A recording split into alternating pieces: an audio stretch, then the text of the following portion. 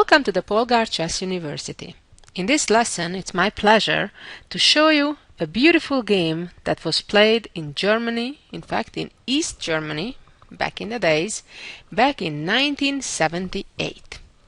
Well, let's get started with the game, and the theme will be first issues with isolated pawns, but then, as you shall see, the game transposes to a different structure, and actually some very interesting prophylactic moves will be played, and then an amazing attack.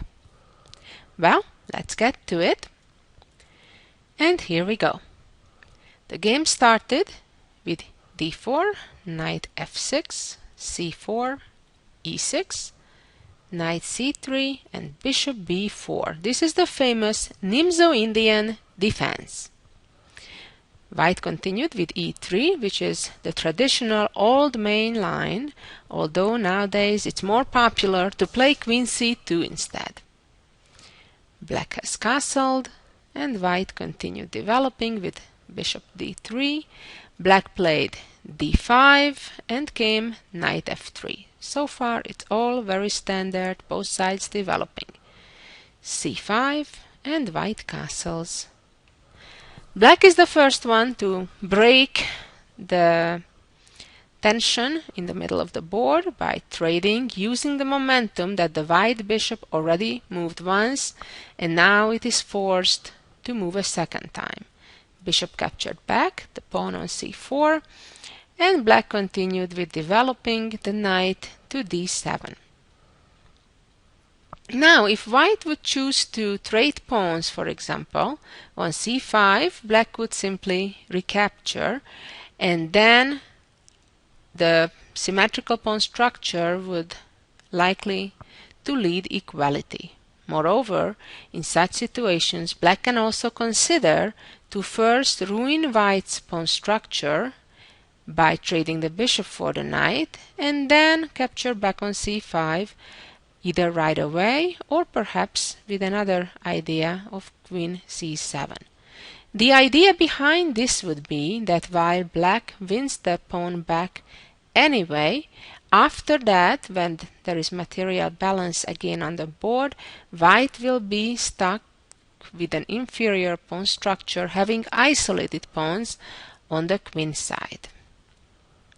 So going back to this position, therefore white usually does not trade on c5, but continues with a move like queen e2 that clears the d1 square for the rook.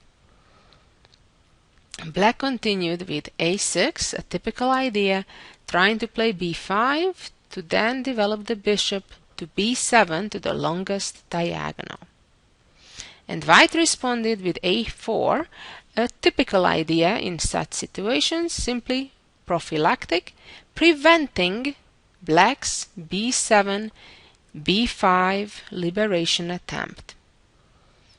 And now black traded on d4, and white, interestingly, does not recapture with the knight, but recaptures with the pawn. This is one of those exceptions where white voluntarily chooses to have isolated pawn. The reason for that is that with the pawn being on d4, it restricts the black pieces, for example in key squares like c5 and e5.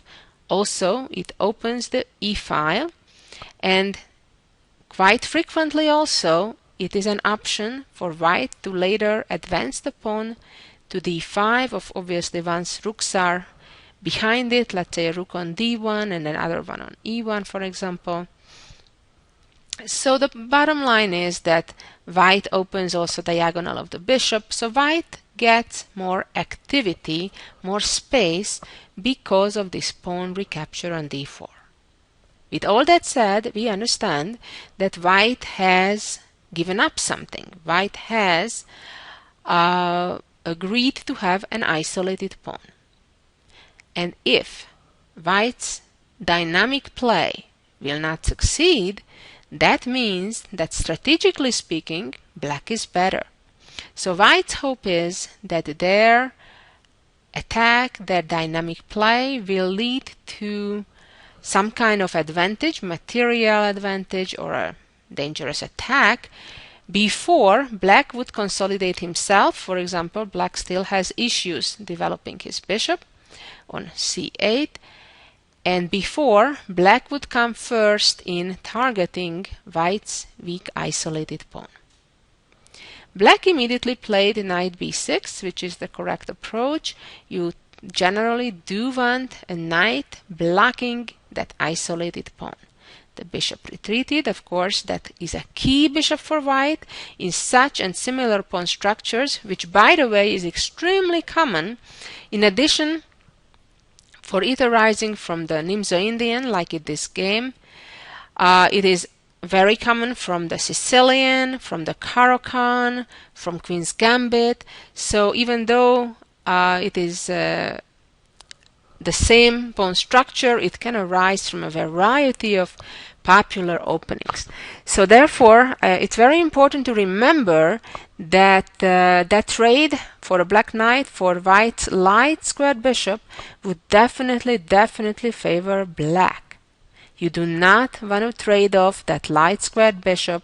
It doesn't matter whether for an opponent's bishop or knight, you need that bishop. If you're white and have the isolated pawn in this pawn structure with a d4 pawn and then 2 for white on the A and B files and FGH, with this type of exact pawn structure, the pieces can be slightly different, but the rule of thumb is white's light squared bishop is absolutely essential for white having compensation or more in this type of structure.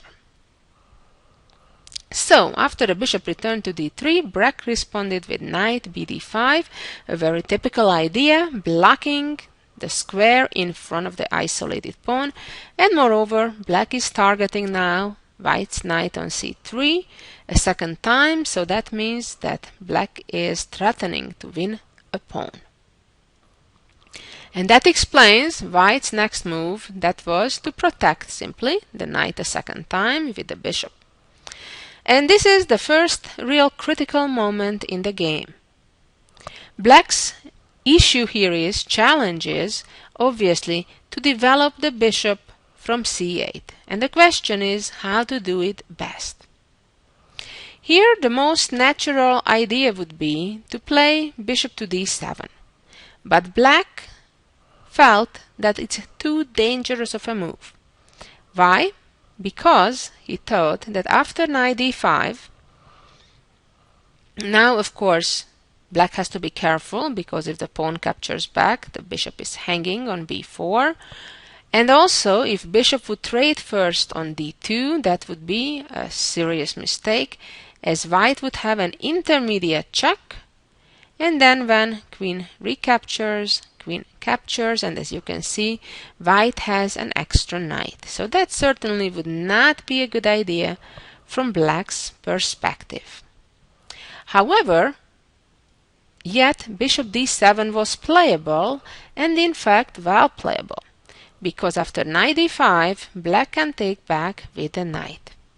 What perhaps white misevaluated was the sacrifice with bishop takes h7 now. Now, after king takes and check, the question is where to go with the king. If the king goes to g8, then indeed white's attack prevails, because white will play queen d3, threatening checkmate. Now, if black defends with retreating the knight to f6, that would mean that the bishop on b4 will be unprotected. On the other hand, if black protects with f5, trying to lock up the diagonal, then the queen will appear from the h file on h3, having a clearly superior position. Well, what black forgot about is, though, that after the knight check with knight g5, the king can here come to g6. I agree, it always looks like a scary thought to get your king walking around on g6, but it seems that in this case black can hold off white's attack. For example, if the check comes Black will block with f5, and now the story is not the same if white plays queen h3, as rook h8 is an option. So let's go back, and basically the conclusion on this variation is that white can trade on d5 after bishop d7 in this position, I mean. So if right now black plays bishop d7, black doesn't need to worry, or can worry, but needs to have the right conclusion that after bishop d7 and knight d5, black can recapture with a knight, allowing the famous combination with bishop h7, because if black plays correctly, black is just doing fine. So therefore, after bishop d2, being in fear of that combination, black played first, moving the bishop to a5 to a safe square where the queen is protecting the bishop, and only when white further improved his position with rook to c1, then he played bishop to d7. And now white continued with knight d5 anyway.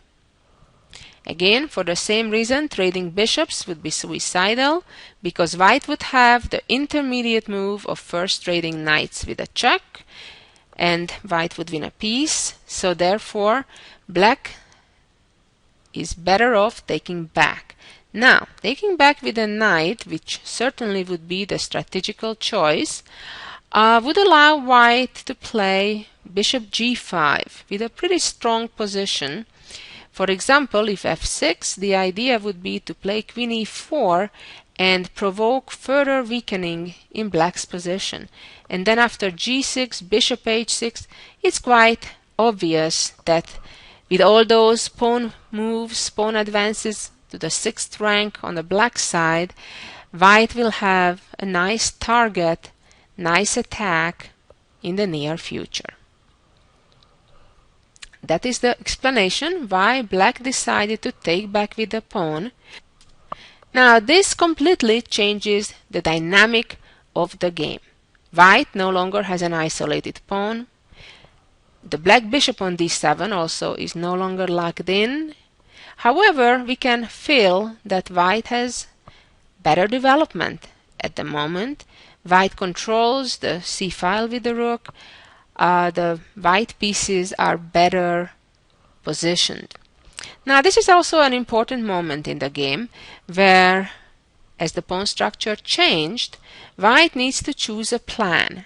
Moreover, white needs to make a very immediate and concrete decision in that to trade bishops or not to trade. I'd like you to think about that for a moment. What would you do? Would you trade yourself or let your opponent trade the dark squared bishops, or would you move the bishop away? Then come back and hopefully you'll have the same answer as the German Grandmaster Knack did with his move. And he continued by keeping the bishops on the board. Definitely and certainly it is the correct choice. The black bishop on a5 is certainly out of play and will be for at least a little while longer. Also, the white bishop is beautifully positioned right now on g5 because it is pinning the black knight. For example, because of this situation, bishop c7, which would be a logical move to activate the bishop, white could immediately trade on f6, and black would not have a safe option to recapture with the queen because the bishop would be hanging. So therefore, the pawn is the only one to recapture, and that of course is suicidal, opening up the g-file right in front of the king. So let's go back to the game where after bishop g5 black played h6, but this leads to new problems, and this is another pattern I'd like you to remember. Be cautious with such ideas because it weakens dark squares in front of your king, and it's not unusual, just like in this game, that white will have a quick regrouping between the queen and the bishop, and then there will be a checkmate threat on h7. So h6 is kind of a risky idea. White retreated, maintaining the pin, and here black made the next mistakes that led to further problems. After the game, Grandmaster Knack suggested that perhaps bishop b6 was a better idea to put pressure on the d4 pawn, making it a little more difficult for white to centralize his beautiful knight. But the game continued with bishop g4, which is a logical looking move in that it also pins the white knight. However, as they say, when two does the same, it doesn't always mean the same. So white now played queen e3, immediately getting out of this pin, and black played bishop b6, trying to put pressure on the d4 pawn, perhaps with an idea to next trade bishop for knight, and then if queen takes back, then the pawn on d4 would be hanging. But black is just a bit too slow, because now white played immediately knight e5. A very important move and a very typical move for such situations, generally after you completed development, and if you can centralize your knight on e5 without your opponent being able to chase it away in the foreseeable future, is generally the move to make. In this particular case, white is threatening black's bishop immediately. So black is in a difficult situation right away. The bishop retreated to c8 all the way. The problem that black faces is that the bishop didn't have any particularly good square to go to. Going to d7 is pretty suicidal, as white would immediately trade bishop for knight, and now if queen takes, then the bishop on d7 is falling, or if pawn takes, then the h6 pawn falls immediately, and black will get checkmated pretty soon. Retreating the bishop to h5 doesn't look very good either, because white would have the opportunity to again trade on f6, and this time for a change after queen f6, knight d7 is the problem because of the fork on the two major pieces. So the game therefore continued with bishop c8, and that is of course a sad view from black's perspective. When a bishop needs to move back to its initial square, especially locking up the rook in the corner, that is a clear sign, a clear red flag that trouble is right here. And now it was time for white to create further threats. And here it comes. Bishop b1, a very strong attacking move with a very simple threat to simply create a pattern between the bishop and the queen, and then threaten to checkmate after a potential trade between the white bishop and the black knight. So after bishop b1, black played queen d6, finally getting out of the pin. It was about time. And this is the next critical moment in the game. This is a difficult decision here what to do with white. I'd like you to analyze the situation real carefully and look out also for black's possibilities, not just white's. Well, I hope you took a little bit of time. I would say at least 5 to 10 minutes, or maybe even a little more. This is a very important moment in the game. The first thing to discover is why the immediate queen d3 is not the best choice. And the reason is that black will play knight to e4, finally the black knight also being out of the pin and getting to an ideal position. And the point is that white cannot well play f3 because all of a sudden there is a pin along the a7 g1 diagonal, and black will take the knight on e5. Look at that. All of a sudden the tables have turned. And therefore, now that you know that this is why queen d3 is not ideal, hopefully this is a good enough hint if you didn't yet figure out the correct move here, that with this hint you can figure out what did GM Knack play here. And the answer is another beautiful prophylactic move, a preventive move.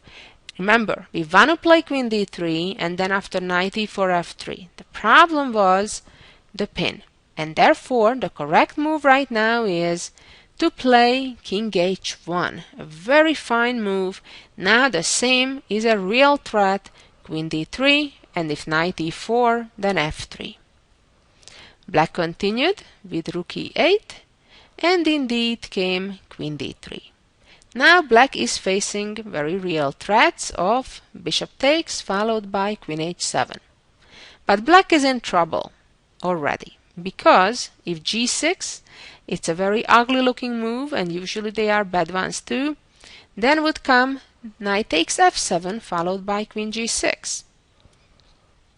If Black would play knight E4, as we know, then already F3 comes. And finally, if Black plays Bishop D4, trying to use the situation, then would come Bishop to F6, Queen F6, check, King F8, and now very fine, again, prophylactic, preventive move, preventing the escape of the Black King to E7. A very fine move that puts Black into a resignable position. Therefore, the game continued with Bishop D8, but this didn't solve the problems, as the trade came as planned, and the Queen check came, and now maybe Black was hoping that even, okay, check on H8, but then King E7, and in fact the white Queen will be hanging, so it will need to come back, and then Black will have the choice to retreat or perhaps take the knight on E5 or develop the second bishop. However, the problem is that white is ready for action and finalizes the game with a beautiful combination. Knight takes F7, King takes, check. If King F8, then Queen H8, so King E7 is relatively the best. And now simply takes and check. Now if King D7, then Rook E1 with a checkmate threat of Queen E8, and Black's position is definitely resignable. Or as in the game after Queen F8, it wasn't any better, check, Bishop E7, and now the most powerful and best way to sacrifice, followed by check, Bishop E6, Queen E6, and Black resigned as further material loss is unavoidable. A brilliant game by White. Let's see now the jewel of the week. Here we go. Well, I suggest you take a little bit of time and try to figure out the correct answer yourself. It's White to move and win. The question is how? Well, the answer is beautiful move, Rook to G4. Wow.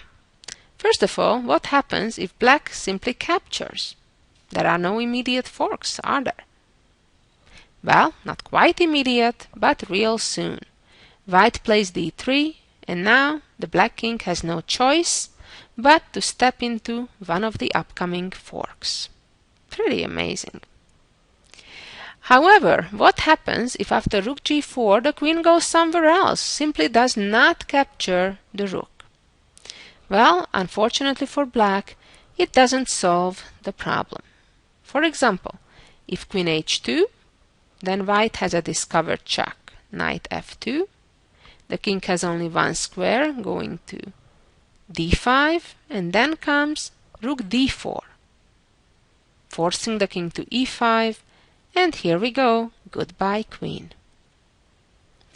Or, if after Rook G4, the Queen goes to E1, similarly, the Knight would go give a discovered check, this time from C5, and then after king d5 the same check, forcing the king to e5, and the fork arrives from a different side.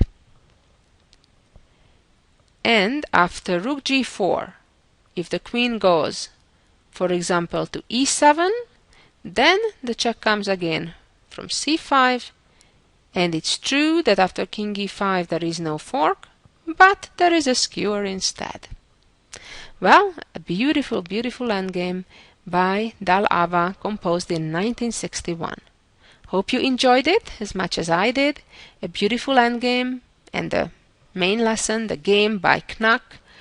Also very well played game, a number of beautiful prophylactic preventive moves. Remember, in chess it's just as important to be aware of your opponent's ideas and oftentimes to prevent them than to make your right plans on your own side. Thanks for listening. Be back next week for some more chess knowledge. Bye bye.